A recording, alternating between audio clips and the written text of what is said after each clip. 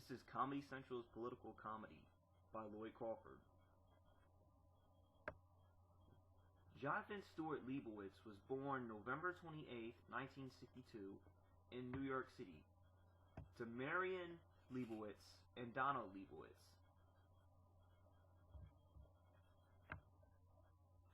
In 1984, Jon Stewart graduated from the College of William and Mary in Virginia, where he majored in psychology and played on the soccer team.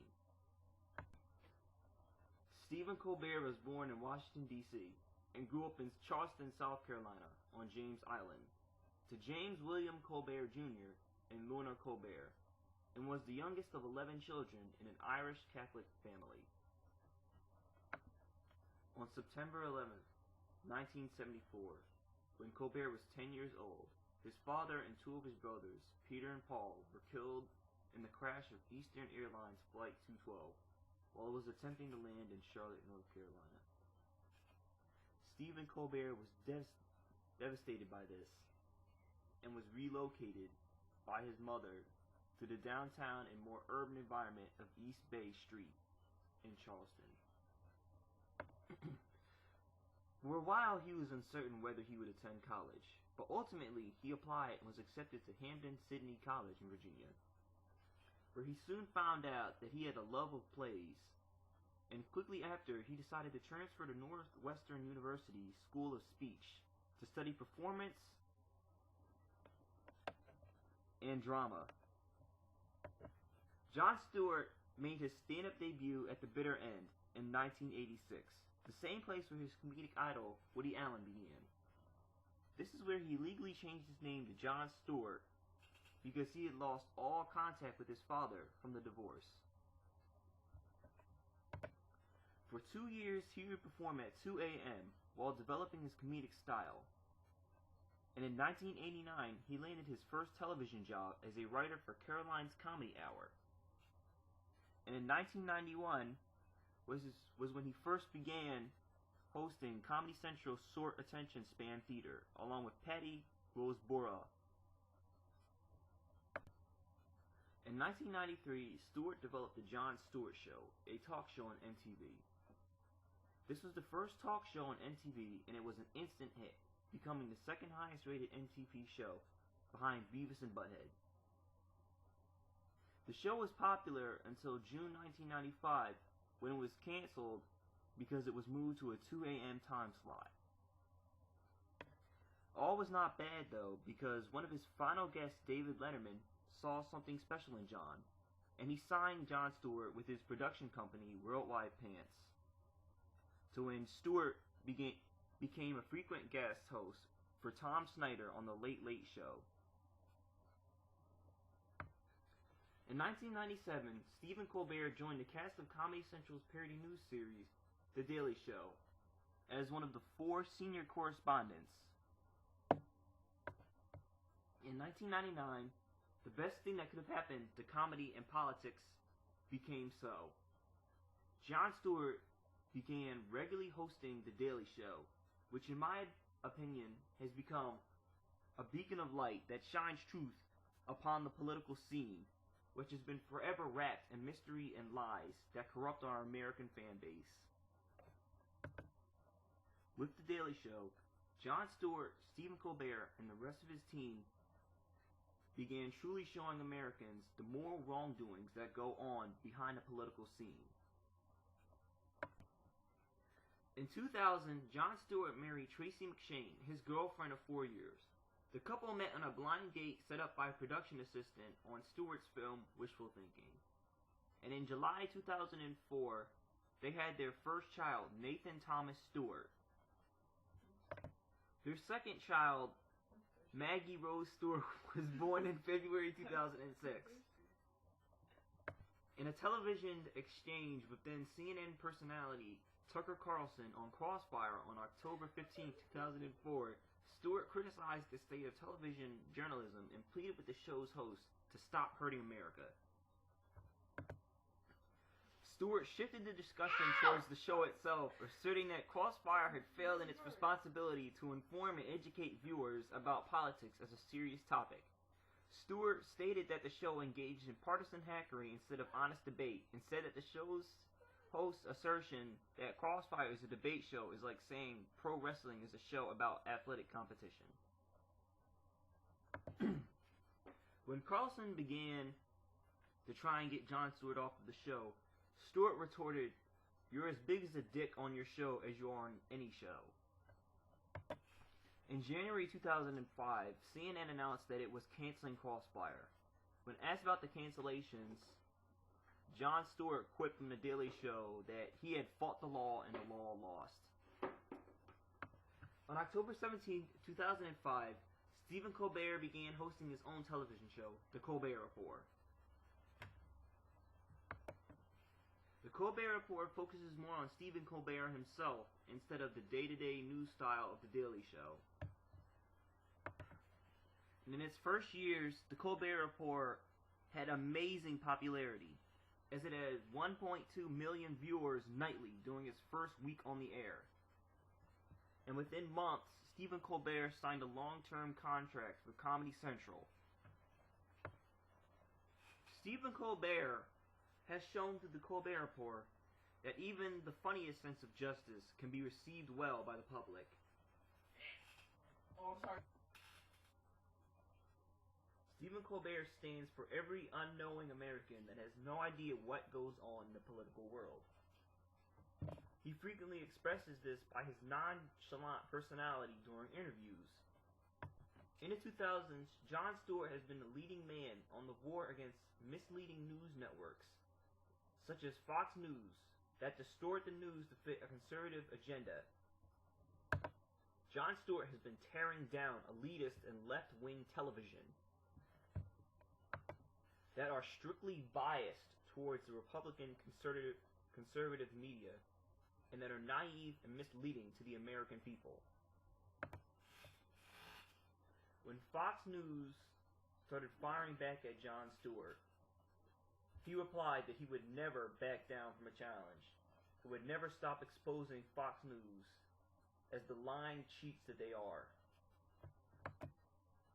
Jon Stewart today continues to illuminate the darkness which Fox News has created in the hearts and minds of the American people.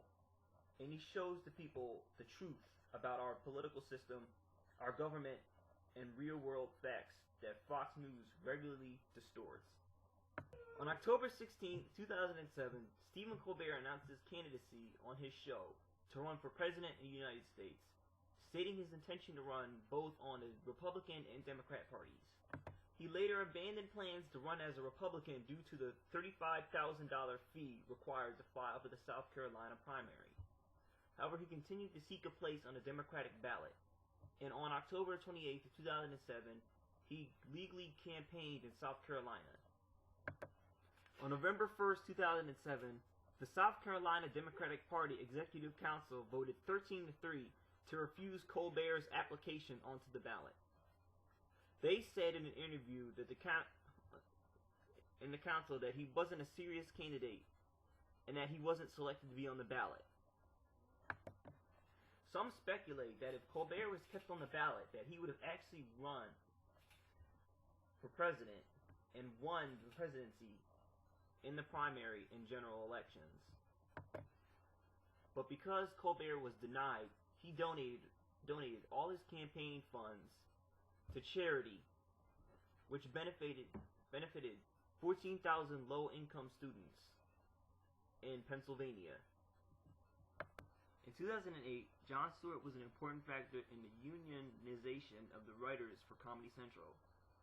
The Daily Show writers were the first of Comedy Central's writers to be able to join the guild, after which the other shows followed. Jon Stewart helped fight for Comedy Central writers' rights and help them gain true monetary values and better compensating and retirement plans. This is when Jon Stewart became the leader of Comedy Central's comedians. On October 30th, 2010, the Rally to Restore Sanity and/or Fear was held at the National Mall in Washington, D.C. This rally was led by Jon Stewart and Stephen Colbert. And Stewart's reason for holding this rally was to say that this rally was to show that American people have nothing to fear. And this is a battle against the corrupt and the uncorrupt, not left-wing versus right-wing. Jon Stewart used this rally to shed light on the problems of American people, such as taxes and health concerns for senior citizens. Jon Stewart meant this rally to be local, but did not expect that this rally would in fact become global as a symbol for peace and democracy across the United States.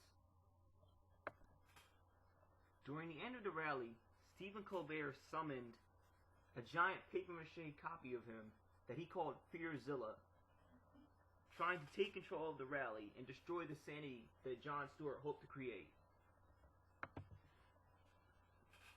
Fearzilla was eventually stopped by John Oliver dressed as Peter Pan and singing with the American people Kumbaya that stopped Fearzilla's hateful wrath and brought hope and peace back to the rally.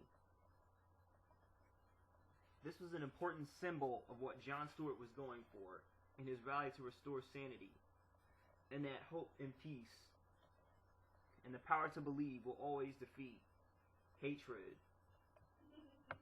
and or fear. The rally to restore sanity and or fear drew 87,000 people, had 2 million total views, and 570,000 live video streams, and was hugely successful in restoring America's pride, and shed good light on Jon Stewart, The Daily Show, and Comedy Central. The Daily Show and The Colbert Report gained so many more viewers after the rally to restore sanity and or fear.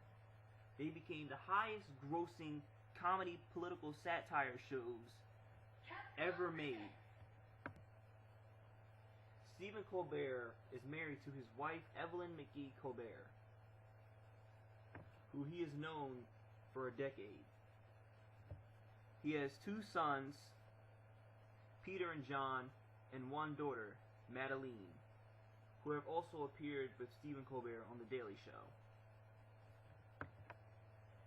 With Jon Stewart and Stephen Colbert, political satire has taken a new revolution and has helped shape what Americans and the rest of the world think today. If it wasn't for characters such as these, the truth would always be hidden, and news organizations such as CNN, Fox News, and CNBC would be controlling our world in the way our people think and act accordingly. Jon Stewart and Stephen Colbert have done more than make a daily joke on politics. They have formed an organization that helps shed light and helps reveal the truth to every single person deserving of it. And they should always be remembered as the two who never once acted for their own personal judgment, who never once seeked anything more than to show us what was real and what wasn't. And I hope that one day people will stop paying attention to news organizations such as Fox News and CNBC, and instead, when they need to know the news and know what's right with the country and what's wrong, will tune in to hear people like Jon Stewart and Stephen Colbert tell us the truth. Jon Stewart and Stephen Colbert over the years have also won many awards. The Daily Show has won 3 Emmys and been nominated for another, and was nominated for a Satellite Award in 2006, along with the Colbert Report. They have both received Peabody Awards for the work on the Indecision 2000 and Indecision 2004, and have received the TV Guide's Choice Awards on Spike in 2007.